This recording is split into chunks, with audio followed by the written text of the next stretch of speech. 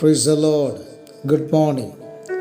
എല്ലാ പ്രിയപ്പെട്ടവർക്കും യേശുക്രിസ്തുവിൻ്റെ നാമത്തിലുള്ള ഒരു നല്ല പ്രഭാതത്തെ അറിയിക്കുന്നു.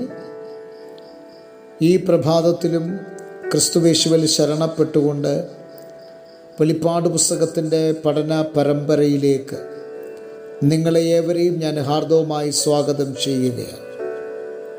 കഴിഞ്ഞ പ്രഭാതത്തിൽ നാം ചിന്തിച്ചു നടത്തിയ ഭാഗം തേജസ്കരിക്കപ്പെട്ട ക്രിസ്തുവിനെക്കുറിച്ചുള്ള വിവരണമാണ്. അപ്പോസ്തലനായ യോഹന്നാൻ പത്മോസിൻ്റെ ആ ഏകാന്തതയിൽ എന്തുകൊണ്ടാണ് തേജസ്കരിക്കപ്പെട്ട ക്രിസ്തുവിനെ താൻ ദർശിക്കുന്നത് എന്നാണ് നാം ചിന്തിച്ചുകൊണ്ടിരിക്കുന്നത്. കാരണം യഹൂദ പടയാളികളാൽ പിടിക്കപ്പെട്ട് കൈകാലുകളിൽ ആണി തറയ്ക്കപ്പെട്ടവനായി, ശിരസിൽ മുൾമുടി ധരിക്കപ്പെട്ടവനായി, വിലാപ്പുറം കുന്തം കൊണ്ട് കുത്തിത്തുളയ്ക്കപ്പെട്ടവനായി, പുറമെല്ലാം മുഴവുചാല് പോലെ കീറപ്പെട്ടവനായി, കണ്ടാൽ വിരൂപിയായ ഒരു മനുഷ്യനെ ദൂരെ നിന്ന് യോഹന്നാൻ ദർശിച്ചത് നമ്മൾ സുവിശേഷത്തിൽ വായിക്കുന്നുണ്ട്. അതേ യോഹന്നാൻ യേശുവിൻ്റെ മാർവിനോട് ചേർന്നിരുന്ന് ആത്മീയ മർമ്മങ്ങളെ പ്രസ്താവിക്കുവാൻ വേണ്ടി പത്മോസിൻ്റെ ഏകാന്തതയിലേക്ക് ചെല്ലുമ്പോൾ തൻ്റെ അടുക്കലേക്ക് ഇറങ്ങി വന്ന ക്രിസ്തു ക്രൂശിത രൂപൻ ആയ ഒരു ക്രിസ്തുവല്ല, മറിച്ച് ക്രൂശിൽ നിന്നും മരണത്തെയും പാതാളത്തെയും ജയിച്ച് ഉയരത്തിലേക്ക് കരേറിപ്പോയ തേജസ്കരിക്കപ്പെട്ട തേജോമയനായ ക്രിസ്തുവിനെയാണ് പത്മോസിൻ്റെ ഏകാന്തതയിൽ കിടന്നുകൊണ്ട് യോഹന്നാൻ അപ്പോസ്തലൻ ദർശിക്കുന്നത്. നമുക്കറിയാം, ലേഖനത്തിൽ നാം ഇങ്ങനെ വായിക്കുന്നു: താൻ മാത്രം അമർത്തതയുള്ളവനും അടുത്തുകൂടാത്ത വെളിച്ചത്തിൽ വസിക്കുന്നവനും തത്വത്തിൻ്റെ മുദ്രയും തേജസ്സിൻ്റെ പ്രഭയും എന്ന് വിശേഷണ നാമത്തിന് അർഹനായ ഒരേ ഒരു വ്യക്തി, ആ യേശുക്രിസ്തു തേജസ്കരിക്കപ്പെട്ടവനായിട്ട് പത്മോസിൻ്റെ ഏകാന്തതയിൽ വെളിപ്പെടുവാൻ കാരണം, നിന്ദിച്ചവരുടെയും ദുഷിച്ചവരുടെയും പരിഹസിച്ചവരുടെയും നടുവിൽ പരിഹാസരഹിതനായി തേജസ്കരിക്കപ്പെട്ട, ഏതിനെ അവർ നിന്ദിച്ചു, ഏതിനെ അവർ കുറ്റം പറഞ്ഞു, അത് യഹൂദന്മാരുടെ രാജാവോ എന്ന് ചോദിച്ച അവരുടെ മുൻപിൽ തൻ രാജാതി രാജാവും കർത്താതി കർത്താവുമാണെന്ന് വെളിപ്പെടുത്തുവാൻ വേണ്ടി യോഹന്നാൻ അപ്പോസ്തലന് മുന്നായി യേശുക്രിസ്തു തേജസ്കരിക്കപ്പെട്ടവനായി വെളിപ്പെടുകയാണ്. അങ്ങനെ തേജസ്കരിക്കപ്പെട്ട ക്രിസ്തുവിനെ കണ്ടതുകൊണ്ട് ഈ ഭാഗത്തെ നീ കണ്ടത് എന്ന് പറയും.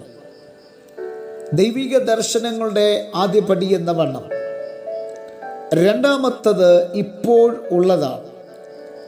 അതായത് പെന്തക്കോസ്ത് നാൾ മുതൽ ദൈവസഭയുടെ ഉൽപ്രാവണം വരെയുള്ള ഈ ഒരു സമയത്തെയാണ് ഇപ്പോഴുള്ളത് എന്ന് പറയുന്നത്. പെന്തക്കോസ്ത് നാളിൽ 120 പേരുടെ മേൽ പരിശുദ്ധാത്മാവ് ആവസിച്ചുകൊണ്ട് തുടക്കമിട്ട ദൈവസഭയെ കാലങ്ങൾക്ക് ശേഷം കർത്താവ് വീണ്ടും വാനമേഘങ്ങളിൽ വന്ന് ചേർത്ത് കൊള്ളുന്നത് വരെയുള്ള നീണ്ട ഈ കാലഘട്ടത്തെ 7 വിഭജിച്ച് പ്രസ്താവിച്ചിരിക്കുന്ന വിവരങ്ങളാണ് 2ഉം 3ഉം അധ്യായങ്ങളിൽ നമുക്ക് കാണുവാൻ കഴിയുന്നത്. എന്നാൽ ഇതിൻ്റെ അകത്ത് മൂന്നാമതായി നമുക്ക് പഠിക്കുവാനുള്ളത് മേലാൽ സംഭവിക്കുവാനുള്ളത് എന്നാണ്.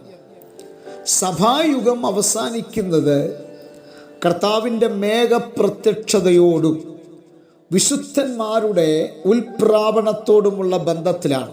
അത് വെളിപ്പാട് പുസ്തകം 4-ാം അധ്യായം 1-ാമത്തെ വാക്യത്തിൽ നമുക്കത് കാണുവാൻ കഴിയും. ഇവിടെ കയറി വരിക എന്നുള്ള ദൈവശബ്ദത്തോട് ഈ സംഭവം ഇവിടെ കുറിക്കുന്നു. തുടർന്ന് ആ ശബ്ദം തന്നെ മേലാൽ സംഭവിപ്പാനുള്ളത് ഞാൻ നിനക്ക് കാണിച്ചു തരാം എന്ന് യോഹന്നാൻ അപ്പോസ്തലനോട് കർത്താവ് പറയുകയാണ്. അങ്ങനെ ദൈവിക ദർശനങ്ങളുടെ ഒരു കലവറ യോഹന്നാൻ അപ്പോസ്തലന്റെ മുൻപിൽ തുറക്കപ്പെടുന്നത് നമുക്ക് കാണുവാൻ കഴിയും. എന്താണ് ദൈവിക ദർശനത്തിൻ്റെ പ്രത്യേകതകൾ? വേദപുസ്തകത്തിൽ ദർശനം അഥവാ ദൈവിക ദർശനം പ്രാപിച്ച നിരവധി വ്യക്തിത്വങ്ങളുണ്ട്. അവരെ ഒന്ന് പരിചയപ്പെടുത്തി ദൈവിക ദർശനങ്ങളുടെ കലവറ നമുക്ക് ഈ പഠന പരമ്പരയിൽ അവസാനിപ്പിച്ച് തുടർ ഭാഗങ്ങളിലേക്ക് പ്രവേശിക്കാം.